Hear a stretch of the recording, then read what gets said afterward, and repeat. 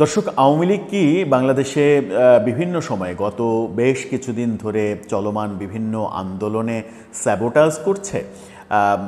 আন্দোলনের মধ্যে ঢুকে গিয়ে এক ধরনের সেই আন্দোলনকে প্রভাবিত করার চেষ্টা করছে, আন্দোলনের তীব্রতা বাড়িয়ে সরকার পতনের পদক্ষেপের ষড়যন্ত্র কিংবা পরিকল্পনা করছে।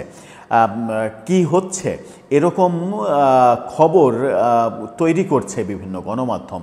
যেমন দৈনিক যুগান্তর একটা খবর তৈরি করে আওয়ামী লীগকে স্যাবোটাজ লীগ হিসেবে আখ্যা দিল, তেমনটাই আমরা দেখলাম। আওয়ামী লীগ সত্যি সত্যি স্যাবোটাজের কাজে লিপ্ত নিজেদেরকে রেখেছে? আওয়ামী লীগের ভবিষ্যৎ বা কী, যখন তাদের কার্যক্রম নিষেধাজ্ঞা এসেছে কার্যক্রমের ওপরে? কি হচ্ছে, কি চলছে? বিবিসি আওয়ামী লীগের আগামী নিয়ে একটা প্রতিবেদন প্রকাশ করেছে। সেখানে বিশেষজ্ঞরাই বা কী বলছেন আওয়ামী লীগের ভবিষ্যৎ নিয়ে, সেই আলোচনাই করবে এই ভিডিওতে। থাকবেন পলিটিক্স টিভির নিয়মিত আয়োজনে।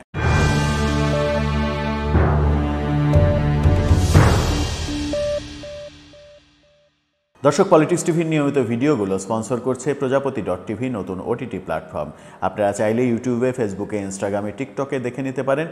ডিসক্রিপশন বক্সে লিঙ্ক দেওয়া থাকবে, সেখান থেকেও আপনারা দেখে নিতে পারেন প্রজাপতির কার্যক্রম। বলছিলাম, আওয়ামী লীগ দল হিসেবে কি বিভিন্ন আন্দোলনের মধ্যে ঢুকে পড়ে আন্দোলনের স্যাবোটাজ করছে কিনা, আওয়ামী লীগকে এখন স্যাবোটাজ লীগ বলা যায় কিনা, সেরকম একটা প্রশ্ন উত্থাপন করে ফেলেছে দৈনিক যুগান্তর। দৈনিক যুগান্তর বলার চেষ্টা করছে যে আওয়ামী লীগ বর্তমানে চলমান এই যে জগন্নাথের আন্দোলন চলছে, আজকে নারীর যে মৈত্রী সম্মেলন সভা আন্দোলন হলো সংসদের সামনে, সেই আন্দোলন, এছাড়া এর আগে শাহবাগ সহ বিভিন্ন দিকে পলিটেকনিকের আন্দোলন চলছে, রিক্সা শ্রমিকদের আন্দোলন হয়েছে, গার্মেন্টসের আন্দোলন, এখানে এই আন্দোলন ওই আন্দোলন, বিভিন্ন আন্দোলনে আওয়ামী লীগ নাকি তাদের কর্মীদের ঢুকিয়ে দিচ্ছে এবং ঢুকিয়ে দিয়ে সেই আন্দোলনকে প্রভাবিত করার চেষ্টা করছে। আন্দোলনকে এক পর্যায়ে এভাবে করতে করতে কোনো একটা আন্দোলনকে আওয়ামী লীগ সরকার পতনের আন্দোলনের দিকে নিয়ে যাবে এবং সেখান থেকে আওয়ামী লীগ আবার পুনরুজ্জীবন পাওয়ার চেষ্টার মিশনে আছে, এমন নিউজ করেছে দৈনিক যুগান্তর। যদিও এর ভিত্তি কতটা, সেই ব্যাপারে যথেষ্ট প্রমাণাদি তারা দিতে পারেনি। এই খবর যখন যুগান্তর আলোচনা করছে, অনেকে বলছেন যে এটা এক ধরনের বায়াসড নিউজ, এক ধরনের সরকারকে খুশি করার নিউজ। যুগান্তর গ্রুপের আরেকটা গণমাধ্যম যমুনা টেলিভিশনকেও আমরা মাঝে মাঝে এরকম সরকারের পক্ষে নানা ধরনের নিউজ করতে দেখেছি। যদিও তাদের ভূমিকা বৈষম্যবিরোধী আন্দোলনে, তাদের ভূমিকা বলিষ্ঠ একটা ভূমিকা ছিল বৈষম্যবিরোধী আন্দোলনের পক্ষে, সেটাও শেখ হাসিনা সরকারের বিপক্ষে গিয়েছিল, এখনও সেই ধারাটা অব্যাহত রেখেছে। সেটা একটা বৃহৎ জনগণের পক্ষে তারা অবস্থান নিয়েছিল, ভালো কাজের পক্ষে অবস্থান নিয়েছিল, সেটা নিয়ে কোনো বিতর্ক হয়নি। কিন্তু এই ধরনের খবর যখন তৈরি করা হয় যে আওয়ামী লীগ যাদের নিজেদের দল গোছাতেই অবস্থা ত্রাহি অবস্থা, তখন তারা বিভিন্ন আন্দোলনের মধ্যে নাকি লোক সাপ্লাই দিচ্ছে, লোক সাপ্লাই দিয়ে আন্দোলনকে প্রভাবিত করার চেষ্টা করছে এবং সেই আন্দোলনকে সরকার বিরোধী আন্দোলনে রূপান্তরিত করার চেষ্টা করছে। এই ধরনের নিউজের বাস্তবতা আদৌ আছে কিনা সেটা অবশ্য গবেষণার ব্যাপার। এই কথা যখন যুগান্তর বলছে, তখন আমরা আজকে ঢাকায় অবিশ্বাস্য হলেও সত্য যে দুই তিনটা ঘটনা দেখলাম। সেটা হচ্ছে যে ঢাকার আগারগাঁতে আওয়ামী লীগের ঝটিকা মিছিল করতে দেখলাম। নিষিদ্ধ হওয়ার পরে, কার্যক্রম নিষিদ্ধ করার পরে এই ধরনের কর্মকাণ্ড আওয়ামী লীগ করার সাহস পেল প্রথমবারের মতো দেখলাম। এরপরে আমরা দেখলাম গাবতলী থেকে শ্যামলীতে একটা বড় মিছিল, সাথে মোটরসাইকেল শোডাউন তারা করলো, ব্যানার সহ এরকম একটা মিছিল করতে দেখা গেল।